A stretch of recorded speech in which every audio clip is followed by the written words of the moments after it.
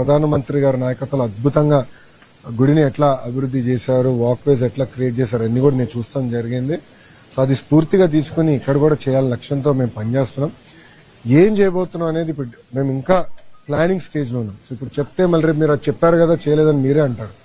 So planning stage లో ఉన్నానండి. నాకు ఇంకొక నెల పడుతుంది. ఇప్పుడు మేము ఏం చేస్తున్నాం అంటే ఇప్పుడు ఫర్ ఎగ్జాంపుల్ 100 పడకల హాస్పిటల్ ఉంది. ముందల మేము ఎక్స్పర్ట్స్ పెట్టి మొత్తం డిజైన్ చేసి ఒక ప్లానింగ్ చేసి ఆ డిజైన్స్ అంతా వచ్చిన తర్వాత మేము సంతృప్తి చెందిన తర్వాత మంగళగిరిలో ఉన్న డాక్టర్లందరికీ పెడుతున్నాం, ప్రజల ముందర పెడతాం, డిజైన్లన్నీ ఆ ఏరియాలో చూపిస్తాం. ప్రజల ఆమోదం తెలిపిన తర్వాతనే కార్యక్రమాలు మేము ప్రారంభిస్తాం. అదేవిధంగా గుడికి సంబంధించిన ఇష్యూ కూడా గండాల స్వామి, పానకాల స్వామి, అదేవిధంగా లక్ష్మీ నరసింహస్వామి 3 ఇంటిగ్రేట్ చేస్తూ చేయాలి లక్ష్యంతో మేము పెట్టిన. రోడ్ కానివ్వండి, వచ్చి అక్కడ ఉండేదానికి కానివ్వండి, ఎప్పుడైనా వచ్చి కూర్చునేదానికి అద్భుతమైన స్క్వేర్ కానివ్వండి, ఒక ఆడిటోరియం కానివ్వండి, ఇవన్నీ ఇంటిగ్రేటెడ్ గా చేయాలనే లక్ష్యంతో మేము పనిచేస్తున్నాం. త్వరలో అది ప్రజల ముందు మేము పెడతాం.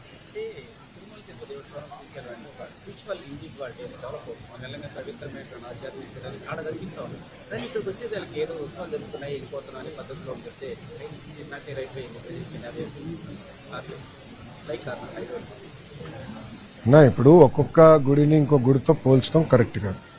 ఒక్కొక్క గుడికి దేవుడి దయ వల్ల వేరే వేరే స్థాయిలో ఉన్న గుడులు పోల్చడం కరెక్ట్ కాదని బలంగా నమ్ముతున్నా.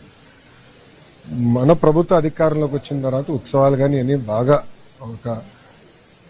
ఒక మాటలో చెప్పాలంటే ప్రెస్టీజ్ గా తీసుకుని చేస్తాం జరుగుతుంది. ఇంకా ముందు ముందు కార్యక్రమాలు చేయాలంటే దాంట్లో ఎలాంటి డౌట్ లేదు, చేయాలి. మంగళగిరిలో చూస్తే మన రోడ్లు కూడా చాలా చిన్న రోడ్లు. సో భక్తులు కూడా వచ్చినప్పుడు పార్కింగ్ కానీ అన్ని చాలా ఇబ్బందులు ఎదుర్కొంటున్నారు. దానికి ఒక ప్రణాళిక ఏర్పాటు చేసుకున్నాం. నేను అనుకునేది మంగళగిరి ప్రజలందరూ గర్వంగా ఇది చాలా అద్భుతంగా ఉంది చేయండి అని చెప్తారని నేను అనుకుంటున్నాను. ఎందుకంటే రోడ్ కానీ పార్కింగ్ కానీ అన్ని మేము డిజైన్ చేస్తాం. సో భక్తులకి ఇబ్బంది ఉండకూడదు, మంగళగిరి ప్రజలు కూడా అట్లా ఇబ్బంది పడకూడదు. 2 బ్యాలెన్స్ చేయాల్సిన అవసరం, అది బ్యాలెన్స్ చేసే బాధ్యత నేను తీసుకుంటాను.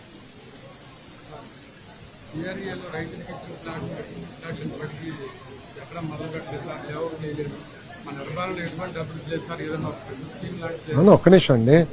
అవును, అభివృద్ధి లేదంటాం కరెక్ట్ కాదు. ఒక పాయింట్ నేను చెప్పదలుచుకున్నాను. మీరు ఈరోజు చూస్తే మాకు గుంటల రోడ్లు వచ్చినాయి. మీకు విద్యుత్ విషయంలో మీరు చూస్తే చాలా డెఫిసిట్ తో మాకు విషయాలు వచ్చినాయి. అవి ఒక్కొక్కటి చేసుకుంటా మేము వెళ్తున్నాం.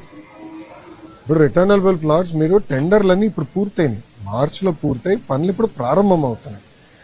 ప్రధానమంత్రి గారిని కూడా పిలిచి అన్ని పనులు మళ్ళీ తిరిగి ప్రారంభిద్దామని నిర్ణయం తీసుకున్నాం. సో ఇప్పుడు మీరు ఒక మాట చెప్తున్నారు, వాళ్ళు ఫౌండేషన్ స్టోన్లన్నీ నీళ్ళు వదిలేశారు, డీవాటరింగ్ కూడా చేయాలి. డీవాటరింగ్ చేసాక టైం పట్టింది మాకు. ముందా డీవాటరింగ్ చేసి పునాదులు మళ్ళీ టెస్టింగ్ కి ఐఐటి మెడ్రాస్కి పంపించి అన్ని ఓకే అంటే దెన్ టెండరింగ్కి వెళ్ళి ఓకే పునాదులు ఓకే బిల్డింగ్ కట్టచ్చు. అంటే పునాదులే మార్చాల్సి వస్తే దానికి సెపరేట్ కాస్ట్ ఖర్చు అయ్యేది కదా. సో అవన్నీ మేము చేసి ఇప్పుడు పనులు ప్రారంభించుకుంటాం. సో ఏప్రిల్ మాసం నుంచి పనులు ప్రారంభించుకుంటాం.